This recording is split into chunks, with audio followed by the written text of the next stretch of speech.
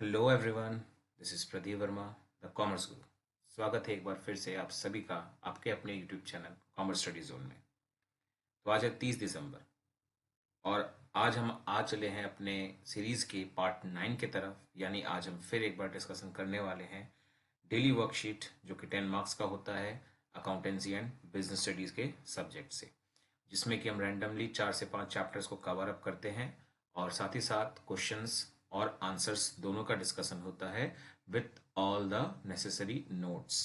तो आइए स्टार्ट करते हैं आज का ये वीडियो।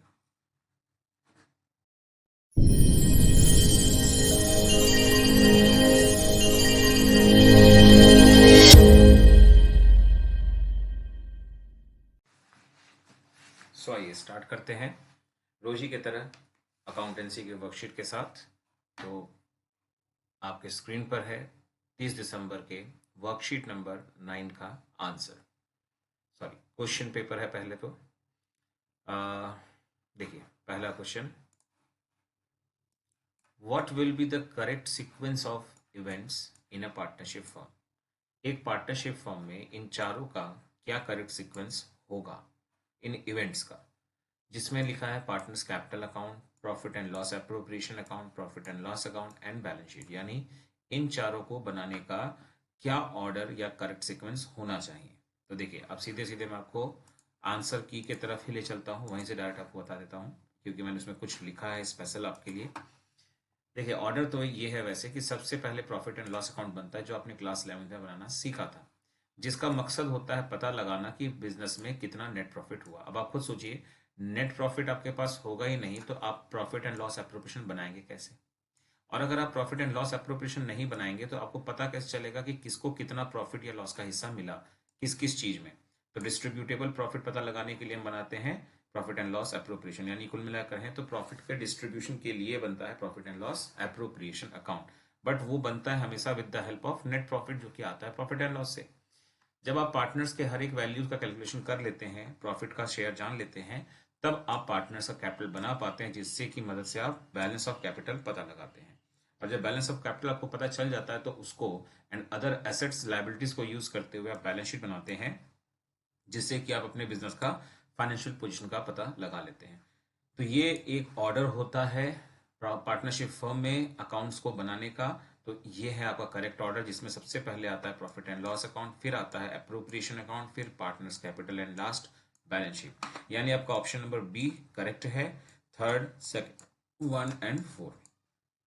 तो मैंने ना सिर्फ आपको आंसर बताया है बल्कि रीजंस के साथ कि क्यों ऐसा है कि ऑर्डर उसका वो होना चाहिए। चलिए नेक्स्ट क्वेश्चन पे बात करते हैं।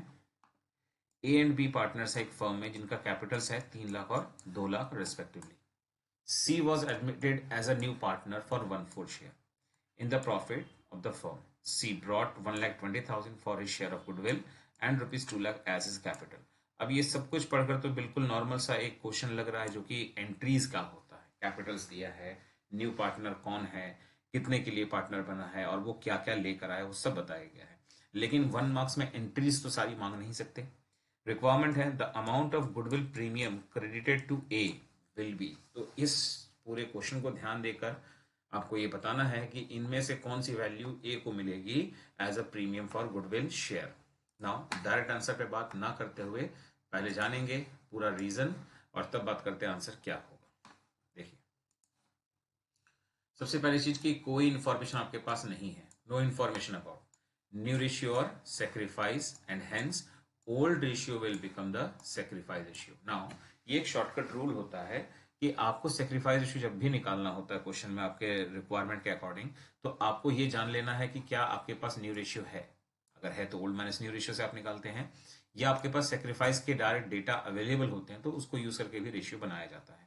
लेकिन जब दोनों में से कुछ भी अवेलेबल नहीं है तो ऐसे केस में जो आपको ओल्ड रेशियो दिया गया था वही आपका बन जाता है सेक्रीफाइस रेशियो। तो पहली चीज तो ये हो गया इसमें कि सेक्रीफाइस रेशियो क्या है आपके लिए, ओल्ड। नाउ ओल्ड रेशियो क्या था इस क्वेश्चन में, वो भी नहीं दिया था।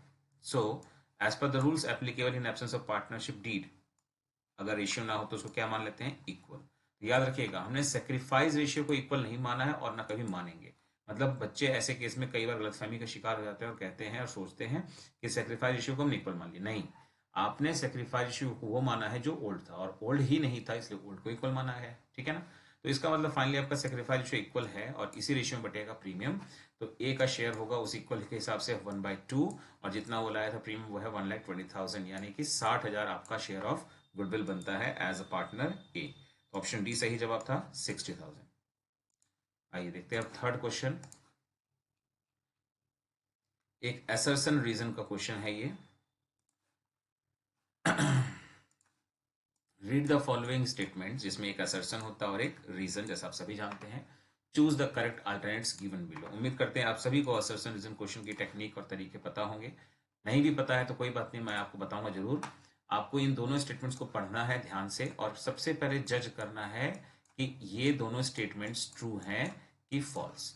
आप जब ये जज कर लेंगे तो आप इन ऑप्शन में से सही को आसानी से चुन पाओगे, ठीक है। तो डायरेक्ट अभी option A B C D मत सोचिए, आप पहले ये सोचिए कि इसमें सही क्या है और गलत क्या है, या दोनों सही है या दोनों गलत है। A partnership firm can be dissolved bye the order of the court. तो ये असर्शन का स्टेटमेंट है जिसका मुताबिक लिखा गया है पार्टनरशिप फर्म को कोर्ट के ऑर्डर के अनुसार बंद किया जा सकता है, और जो बिल्कुल सही बात है, यानी ये स्टेटमेंट ट्रू है। The court can order the dissolution of a partnership firm when the court is satisfied that the dissolution of the firm is justifiable and equitable। यानी कोर्ट को अगर ये लगता है कि बिजनेस को बंद करना उचित है और सबके लिए इक्विटेबल भी होगा, तो ऐसे केस में उसको ऑर्डर देकर बंद किया जा सकता है। तो yes, again it is a correct statement. तो इस तरीके से दोनों ही ट्रू हैं। जब दोनों ही ट्रू हैं तो इसका एक ही मतलब निकलता है कि आपका जो आंसर है या तो वो ए हो सकता है जिसमें लिखा है कि दोनों सही हैं, दोनों सही है ना, लेकिन सी या डी तो नहीं हो सकता, क्योंकि सी में लिखा है एक सही और एक गलत, और ये तो बात है ही नहीं। हम लोग यहाँ देख पा रहे हैं दोनों ही सही है, यानी सी नहीं होगा, डी नहीं होगा, बच गया सिर्फ ए और बी। अगर ए और बी में ध्यान दें तो ए में लिखा हुआ है कि दोनों स्टेटमेंट ट्रू हैं, और आर जो यानी सेकंड स्टेटमेंट जो था वो उसका सही एक्सप्लेनेशन जो बात ए में लिखी है, और देखा जाए तो एग्जैक्टली यही हुआ है। स्टेटमेंट नंबर सेकंड में जो बोला गया है कि कोर्ट के मुताबिक डिसोल्यूशन का ऑर्डर तभी दिया जा सकता है जब कोर्ट सेटिस्फाइड रहती है कि ये बंद करना ही उचित होगा, सबके लिए इक्विटेबल होगा, और यही वजह है कि हम कह सकते हैं कि कोर्ट के ऑर्डर से भी बिजनेस को डिसॉल्व किया जाता है। तो yes, we can say that कि both the statements are true and R is the exact correct explanation of statement number A, यानी आपका आंसर बन जाता है ऑप्शन ए। तो ये था आपका असर्शन रीजन का एक क्वेश्चन। काफी दिनों से छूट जा रहा था तो मैंने कहा आज ले लिया जाए इसको। चलिए बढ़ते हैं एक बड़े क्वेश्चन की तरफ। B limited forfeited 2000 shares of 100 each issued at a premium 25% for non-payment of allotment money ₹60, and bracket में लिखा इंक्लूडिंग प्रीमियम, यानी प्रीमियम अलॉटमेंट पर ही था, एज वेल एज लिखा है फर्स्ट कॉल पर भी एरियर हुआ है जिसका रेट था ₹20 पर शेयर।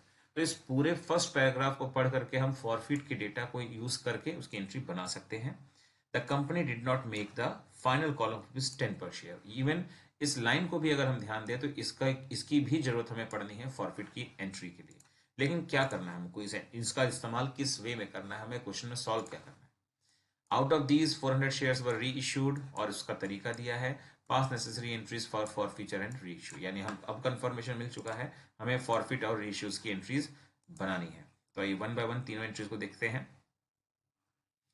देखिए फॉरफिट की पहली एंट्री जो बनती है वो ये है, शेयर कैपिटल अकाउंट को आप डेबिट करते हैं हमेशा, इसमें कोई कॉन्सेप्चुअल डाउट रखना ही नहीं है। फॉरफिट यानी शेयर कैपिटल अकाउंट डेबिट, जिसका रूल होता है कि नंबर ऑफ शेयर्स जो फॉरफिट होने हैं, 2000 शेयर्स पर डिफॉल्ट हुआ था तो उनको ये फॉरफिट करना है, लेकिन मल्टीप्लाई करना था कॉल्ड अप से, ठीक है, याद रखिएगा कॉल्ड अप से। कॉल्ड अप का मतलब होता है आपके टोटल फेस वैल्यू में से जितने हिस्से का अमाउंट पब्लिक से कॉल किया गया था as a part of the face value, वो आपको यूज करना है, या सिंपल और भाषा में कहें जिस part of the face value को कंपनी ने पब्लिक से मांगा ही नहीं था उसको छोड़कर बाकी का कॉल्ड अप हो जाता है। तो इस क्वेश्चन में लिखा था, आपको अगर ध्यान हो मैं आपको दिखा भी दूं, यहां पर देखिए, sorry, the company did not make the final call, जो कि था 10 रुपए का। तो यानी कि 10 रुपए का फाइनल कॉल नहीं मांगा गया है, तो बाकी का जो बच गया है वो तो मांगा ही गया था। तो इस तरह से हम कह सकते हैं कि कंपनी ने फाइनल कॉल छोड़कर बाकी का 90 रुपीज पब्लिक से मांगा था, ठीक है। चलिए अब बात करते हैं एंट्री में डेटा क्या होगा। 2000 शेयर्स इंटू 90 यानी 1,80,000 रुपए शेयर कैपिटल अकाउंट में जाएगा। नाउ इसके बाद ये जो सिक्योरिटीज प्रीमियम रिजर्व डेबिट हुआ है, इसके पीछे हम बाद में आते हैं। पहले हम एरियर्स को लिख लें जो कंफर्म होता है। देखिए, शेयर कैपिटल कंफर्म है, एरियर्स का क्रेडिट होना कंफर्म है, और फॉरफिट अकाउंट क्रेडिट होना ये भी कंफर्म है। तो पहले उस पर बात करते हैं। Calls in arrear account credit होता है, और ये होगा total of arrears multiplied by shares. ठीक है, देखिए एरियर्स की बात थोड़ा यहाँ पे फिर से आपको स्टेटमेंट दिखा के समझा दूं। नॉन पेमेंट यानी एरियर्स, अलॉटमेंट का बोला था 60 रुपीज से, और फर्स्ट कॉल कहा था 20 रुपीज, तो 60 + 20 80 रुपीज। 80 रुपीज था आपका टोटल अमाउंट ऑफ एरियर, जो दो चीजों को मिलाकर है, और हम लोग ग्रुप करके उसे कॉल्स इन एरियर अकाउंट में डिनोट कर देते हैं। तो 80 रुपीज इंटू 2000 शेयर्स मिलाकर हो गया 1,60,000 शेयर्स। नेक्स्ट, उसके बाद जो फॉरफिट का अकाउंट है वो होता है फाइनली डेबिट क्रेडिट का डिफरेंस। अब वो डिफरेंस आने से पहले हमको ये जानना जरूरी है कि सिक्योरिटीज प्रीमियम रिजर्व आएगा तो कितने से, और या तो नहीं आएगा ना। इसके पीछे कॉन्सेप्ट यह है कि प्रीमियम तभी आता है डेबिट में जब एरियर्स, यहाँ जो एरियर्स आपने लिखा है उस एरियर पर भी प्रीमियम होगा। यहाँ एरियर्स में क्या क्या था, एक तो अलॉटमेंट था, ठीक है, और एक था फर्स्ट कॉल। अगर अलॉटमेंट और फर्स्ट कॉल में से किसी में भी या दोनों में ही प्रीमियम है तो यहाँ पर प्रीमियम डेबिट होगा। और जैसा आपको याद है क्वेश्चन में लिखा था अलॉटमेंट के साथ प्रीमियम है, तो इसीलिए आप प्रीमियम को यहाँ डेबिट करेंगे, और वो हो जाएगा कितने से, 2000 शेयर्स इंटू प्रीमियम रेट जो 25% था, यानी 100 रुपया का 25% 25, तो 50,000 से डेबिट। नाउ डेबिट में 180 और 50 मिलाकर हो गया 230, माइनस हो जाएगा 60,000, सॉरी 160,000, तो डिफरेंस आ रहा है 70,000 रुपये। ये बन जाएगा आपका शेयर फॉरफिट अकाउंट। अगर हमने ये एंट्री बना ली है तो आपका क्वेश्चन लगभग सॉल्व हो चुका है, ज्यादा कुछ बचा ही नहीं है अब इसमें। खैर आगे देखते हैं। आउट ऑफ दीज 400 शेयर्स वर री इशू, जिसका तरीका दिया है एट ₹70 पर शेयर, और एज लिखा है 90 रुपीज पेड अप। तो इस तरह से आपको री इशू में दो वैल्यू चाहिए होती हैं, कितने में री इशू किया और साथ ही साथ पेड अप वैल्यू क्या है। तो दोनों ही मिल गया है, री इशू किया है 70 पर और पेड अप वैल्यू है ₹90, और टोटल शेयर जो री इशू हुए हैं वो है 400। तो देखिए उसके हिसाब से आंसर, री इशू में दो चीजें का हमेशा कंफर्म होती है, एक तो बैंक अकाउंट का डेबिट हो जाना और एक टू शेयर कैपिटल अकाउंट का क्रेडिट होना।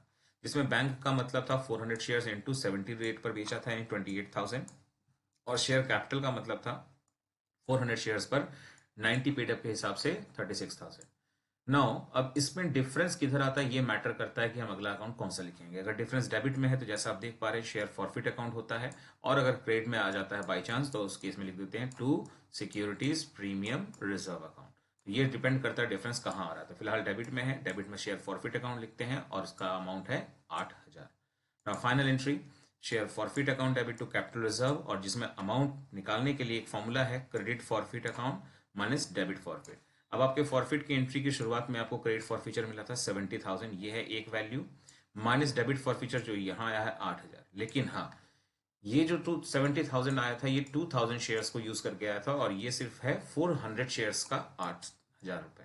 तो दोनों का बेस ही अनइक्वल है, तो जब तक इक्वल नहीं करेंगे आंसर सही नहीं होगा।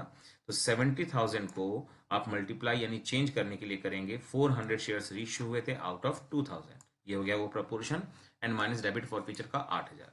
तो इसको, इस फ्रैक्शन को सॉल्व करने पर आपके बन रहा है 14,000 माइनस डेबिट फॉरफीचर का 8,000, यानी कैपिटल रिजर्व आपका आ गया 6,000। तो इस तरीके से फाइनली हमारी एंट्री तैयार है तीनों के तीनों। और मार्किंग स्कीम की बात करें तो सिंपल सा है, 1 marks for each correct entry. ठीक है, नाउ अगर ऐसा भी होता है कि आपने एंट्री सही बनाई बट वैल्यू में मिस्टेक है तो हाफ मार्क्स भी आप अपने आप को दे सकते हैं। नाउ आते हैं आखिरी क्वेश्चन अकाउंटेंसी की वर्कशीट की तरफ। From the following information you are required to calculate cash flow from operating activities। तो अब हमें ऑपरेटिंग एक्टिविटीज आज बनानी है, कल हमने बनाए थे फाइनेंसिंग एक्टिविटीज, तो इस तरह से धीरे धीरे आपके हम सारे एक्टिविटीज पे एक बात भी कर ले रहे हैं।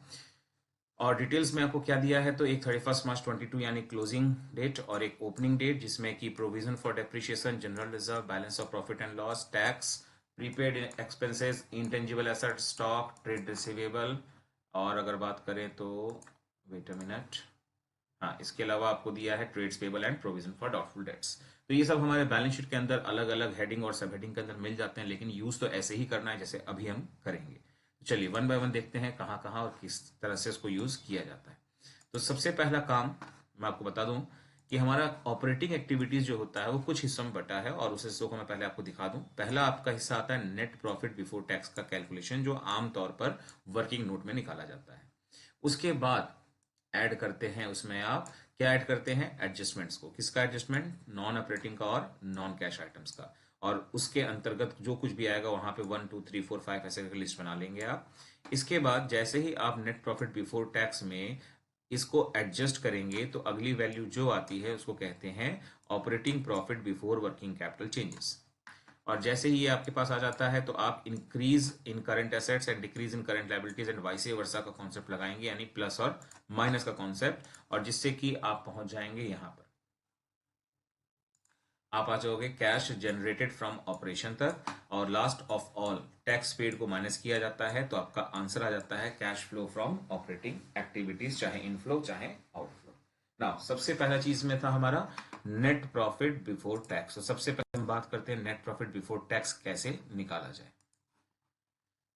देखिए इसके लिए भी कुछ चीजें थी। जब सबसे पहले हमें तो profit and loss during the year चाहिए, उसके बाद उसमें ट्रांसफर टू रिजर्व अगर अवेलेबल रहे, टैक्स मेड अगर अवेलेबल रहता है, इसके अलावा डिविडेंड पेमेंट अगर अवेलेबल रहता है, इन चीजों को एडजस्ट करते हैं, और कुछ एक्स्ट्रा ऑर्डिनरी आइटम्स भी अगर मिल जाते हैं तो उनको भी एडजस्ट कर लिया जाता है।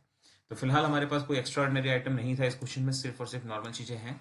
प्रॉफिट लॉस की बात करते हैं। सबसे पहला टर्म देखिए, प्रॉफिट एंड लॉस का मतलब हम ले आएंगे यहां से balance in statement of profit and loss account से, जिसका अमाउंट फिलहाल दिया है 3 लाख और एक दिया है 50,000, यानी ओपनिंग में नेगेटिव 50 था, क्लोजिंग में वो 3 लाख हो गया। नेगेटिव से पॉजिटिव, ये है पहला चीज। तो इस वजह से क्योंकि नेगेटिव से पॉजिटिव हुआ तो देखिए फॉर्मूले के मुताबिक क्लोजिंग बैलेंस है 3 लाख माइनस ओपनिंग बैलेंस वो भी माइनस में 50,000, तो मैथ्स के मुताबिक माइनस माइनस प्लस हो जाएगा, तो 3,50,000 था आपका प्रॉफिट ड्यूरिंग द ईयर। अब इसमें आपको क्या करना था, ट्रांसफर टू रिजर्व अगर होगा तो ट्रांसफर टू रिजर्व है, क्योंकि जनरल रिजर्व की वैल्यू 50,000 से है 1,10,000, जितना बढ़ रहा है that is called transfer to reserve, यानी 60,000 है ट्रांसफर टू रिजर्व। तो आइए पहले एक बार उसको देख लेते हैं। ये रहा ट्रांसफर टू जनरल रिजर्व, कितना 60,000, ठीक है। अब इसके बाद नेक्स्ट है टैक्स। टैक्स के बारे में थोड़ा सा रूल एक बार रिकॉल करा दूं आपका। देखिए टैक्स ये रहा आपका provision for tax. Provision for tax का रूल ये है कि इसमें जो करंट ईयर की वैल्यू होती है वो वैल्यू हमारे लिए क्लोजिंग होती है, जिसको कि हम लोग यूज करते हैं एज टैक्स मेड। ये रहा आपका 60,000 रुपया, और जो ओपनिंग है उसको हम टैक्स पेड के तौर पर यूज कर लेते हैं सबसे लास्ट में। तो अभी हमको जो टैक्स ऐड करना है वो कौन सा ऐड होता है, टैक्स मेड, यानी करंट ईयर का बैलेंस। ये है रूल आपका टैक्स को लेकर के। तो देखिए मैंने आपके हिंट के लिए लिख भी दिया है, प्लस टैक्स मेड जो कि करंट ईयर का होता है वो भी 60,000 था। इसके अलावा डिविडेंड क्वेश्चन में था नहीं और ना ही कोई एक्स्ट्रा ऑर्डिनरी आइटम्स, तो बस इन्हीं को आपस में जोड़ना घटाना था और वो सब मिलाकर बन गया 4,70,000। तो ये एक नंबर का काम आपका तैयार है, यानी एक स्टेप पूरा हुआ आपका ऑपरेटिंग एक्टिविटीज को सॉल्व करने वाले स्टेप में। तो यहाँ पर वापस आ जाते हैं हम लोग। देखिए नेट प्रॉफिट बिफोर टैक्स आपका आ चुका है 4,70,000। आपने यहाँ तक सही निकाल लिया तो आपको एक नंबर इसके मिल जाते हैं। अगला चीज था एडजस्टमेंट्स को ऐड करना है, किसका, तो नॉन ऑपरेटिंग और नॉन कैश आइटम्स का। इसमें जो चीजें यहां पर आ सकती हैं मैं आपको एक बार दिखा देता हूं एट अ फ्लैश। देखिए प्रोविजन फॉर डेप्रिशिएशन, तो depreciation adjustments for non operating का पार्ट है एज नॉन कैश आइटम्स। इसके बाद आगे बढ़ते हैं इंटेंजिबल एसेट्स। तो इंटेंजिबल एसेट्स घटता है अगर, जिसको हम अमोर्टाइज्ड यानी रिटर्न ऑफ कहते हैं। एक्चुअल रिटर्न ऑफ और अमोर्टाइज अलग अलग होते हैं, बट जनरल मीनिंग में दोनों से माने जा सकते हैं। तो गुडविल या पेटेंट्स ऐसी चीजों को इंटेंजिबल एसेट्स कहते हैं। उनका कम होना रेफर्स टू रिटर्न ऑफ या अमोर्टाइज, जैसा हम देख पा रहे हैं 60 से 25 यानी कम हो रहा है, that is called return of. ये भी आएगा, उसी में आता है। और doubtful debts, provision for doubtful dates भी इसमें आता है। अगर बढ़ता है तो प्लस में आता है, घटता है तो माइनस में आता है, ठीक है। तो तीन चीज हमारे पास है इस समय।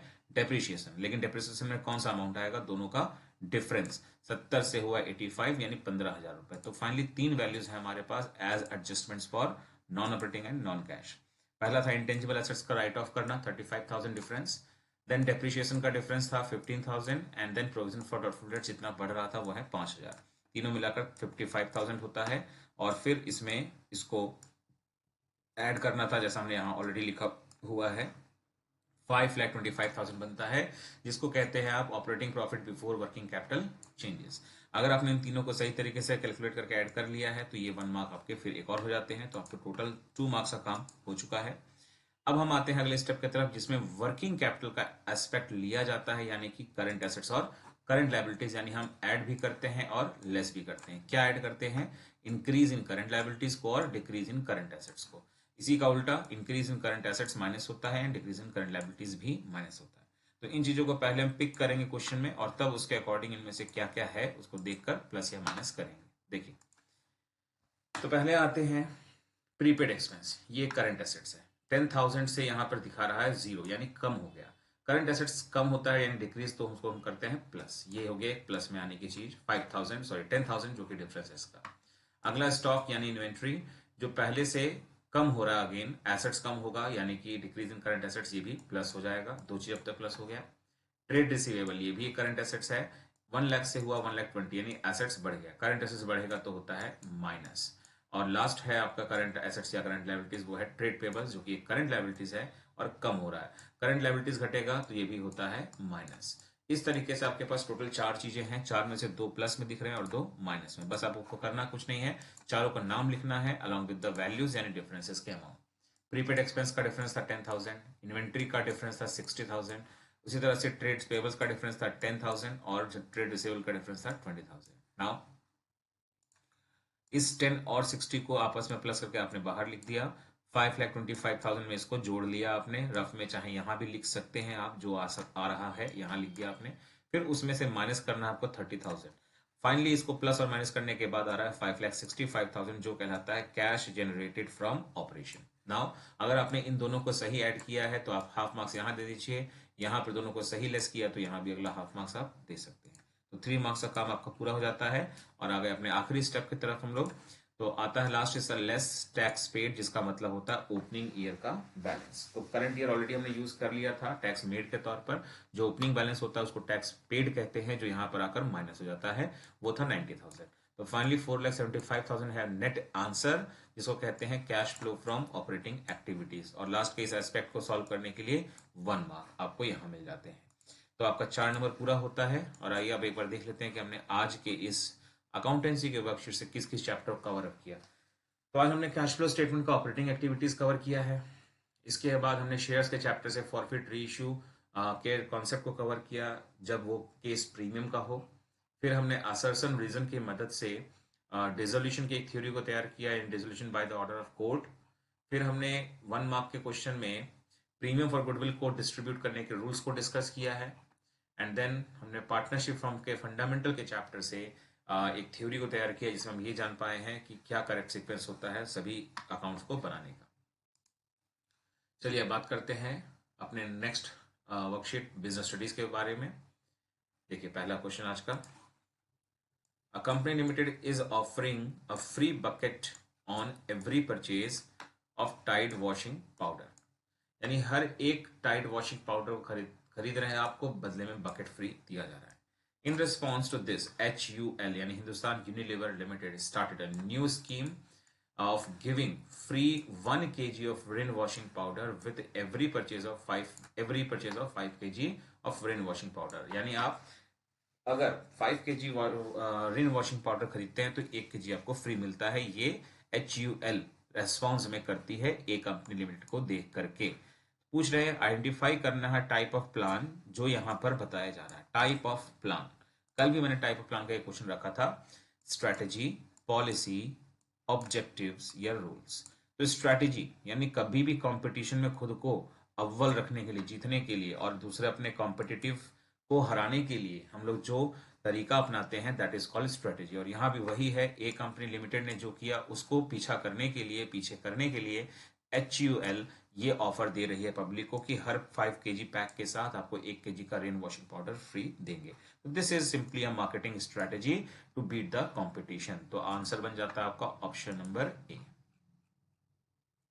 Second question, Raju is a good orator but he lacks is in good listening skills. Due to it, he does not listen to the instructions given by supervisors carefully and completely। तो राजू जो है एक गुड ओरेटर तो है, लेकिन उसमें ये कमी है कि उसकी लिसनिंग स्किल्स अच्छी नहीं है, जिस वजह से वो जो उसके बॉस सुपरवाइजर ऑर्डर्स देते हैं, इंस्ट्रक्शंस देते हैं, उसको वो ना ध्यान से सुन पाता है और ना ही पूरी तरह से सुनता है। Therefore he doesn't complete the work as per the given instructions। और अब पूछ रहे हैं identify the communication barriers. Communication के कौन से बैरियर को यहां पर हाईलाइट किया गया है। आइए ऑप्शन को जरा एक बार देख लेते हैं। पहला ऑप्शन है प्रीमेच्योर इवेल्युएशन, सेकंड ऑप्शन है लैक ऑफ अटेंशन, थर्ड है fear of authority and last है डिस्ट्रस्ट। तो जो यहाँ पे केस बताया गया था वो ये था कि राजू को प्रॉब्लम ये है कि वो एक अच्छा लिसनर नहीं है, क्योंकि वो बातों को ना ध्यान से सुनता है और कंप्लीट तरीके से भी नहीं सुनता। तो ये इन सब में जिससे मैच कर रहा है वो है आपका lack of attention, nothing else. तो ये आपका ऑप्शन नंबर बी सही जवाब है, लैक ऑफ अटेंशन। चलिए आते हैं अब नेक्स्ट अपने थर्ड क्वेश्चन की तरफ। कंज्यूमर प्रोटेक्शन पर बेस्ड ये क्वेश्चन है। Identify the consumers right which has been violated when. एक कंज्यूमर्स के राइट है जो यहाँ वायलेट हुए हैं, कौन सा, क्या केस है आपका कि when marketer makes no arrangement of filing complaint and refuses to accept complaint from of consumer. Filing of complaint से भी अरेंजमेंट करने के लिए वो रिफ्यूज करते हैं और साथ में कंप्लेंट को भी एक्सेप्ट करने में रिफ्यूज करते हैं। तो यहाँ कौन सा राइट को कह रहे हैं वायलेट हुआ है? Right to be informed, right to consumers education, right to safety या फिर राइट टू बी हर्ड। तो आपके दिए गए राइट्स में से करेक्ट आंसर है option number D, right to be heard, यानी आपके शिकायतों को सुना जाए, आपकी कोई कंप्लेन है तो वो सुनी जाए, उस पर एक्शंस लिए जाए। ये था आपका वो राइट। चलिए बढ़ते हैं अपने बड़े क्वेश्चन की तरफ। Explain briefly any three factors which should be kept in mind while fixing suitable price of a product. तो मार्केटिंग के चैप्टर का ये क्वेश्चन है जिसमें प्राइस ऑफ अ प्रोडक्ट को सेलेक्ट करने का या उसको फिक्स करने का के पीछे बहुत सारे फैक्टर्स होते हैं जिनको हम कंसिडर करते हैं एंड देन वो प्राइस हम सेटअप करते हैं। तो उनमें से कोई भी तीन है जिसको आपको एक्सप्लेन करने हैं। नाउ आइए अब सीधे आंसर की से इसकी बात करते हैं और इसके करेक्ट आंसर को जानेंगे और मार्किंग स्कीम का तरीका जानेंगे। तो factors affecting determination of price of a product, कोई तीन जैसा पूछा गया था क्वेश्चन में, तो मार्किंग स्कीम यह है कि 3 मल्टीप्लाई बाय हाफ पर हेडिंग एंड हाफ पर एक्सप्लेनेशन, यानी 1 मार्क्स इंटू 3 यही होना है, लेकिन हेडिंग पर आधा हमेशा की तरह और एक्सप्लेनेशन पर रिमेनिंग हाफ। देखिए मैं आपको हमेशा की तरह हेडिंग प्रोवाइड कर देता हूं। तो एक है प्राइसिंग ऑब्जेक्टिव आपका क्या है, उसके बेस पर आप तय करते हैं कि आपका प्राइस लो होगा कि हाई, या फिर प्रोडक्शन कॉस्ट के हिसाब से, या फिर extent of competition in the market, market में कंपटीशन का लेवल कैसा है, ज्यादा है कम है, उसी को देख समझकर। Customers demand and utility, customer का प्रोडक्ट के डिमांड क्या है, उनके लिए उनकी यूटिलिटी कैसी है, उसको देखकर भी आप अपने प्राइस को तय करते हैं। गवर्नमेंट के कुछ रूल्स रेगुलेशंस यानी लीगल रेगुलेशंस बनाए गए होते हैं, तो उसको भी आपको ध्यान रखकर ही प्राइस तय करना पड़ता है। मार्केटिंग मेथड्स यूज, और मार्केटिंग का आप किस तरह का मेथड यूज करते हैं उसकी वजह से भी आपके कॉस्ट में फर्क पड़ता है, एंड जिस वजह से आप अपना प्रोडक्ट का कॉस्ट लो या फिर हाई तय करते हैं। तो इनमें से कोई भी आप जो तीन आप लिख चुके हैं वो आप इसको काउंट कर सकते हैं, और इसके अलावा भी कोई बेटर है जो आपको यहाँ सूची में लगता है तो लिखा जा सकता है। चलिए आते हैं लास्ट क्वेश्चन की तरफ। Differentiate between capital market and money market, यानी मनी मार्क आपके ये फाइनेंशियल मार्केट चैप्टर से है, ऑन द फॉलोइंग बेसिस। पहला है ड्यूरेशन या मैच्योरिटी भी कह सकते हैं आप, major participant, then investment outlay and last है सेफ्टी। तो इन 4 पॉइंट्स पर यूज करते हुए कैपिटल और मनी मार्केट के बीच में डिफरेंशिएट करना है। चलिए मैं आपको डिफरेंस सीधे सीधे दिखाता हूँ। 4 डिफरेंस है, सब पे 1 मार्क्स होंगे। ये सिंपल सा तरीका है, ये देख सकते हो आप, 1 मार्क इंटू 4। तो ये आपका पहला डिफरेंस, ड्यूरेशन या मेच्योरिटी पर बेस्ड।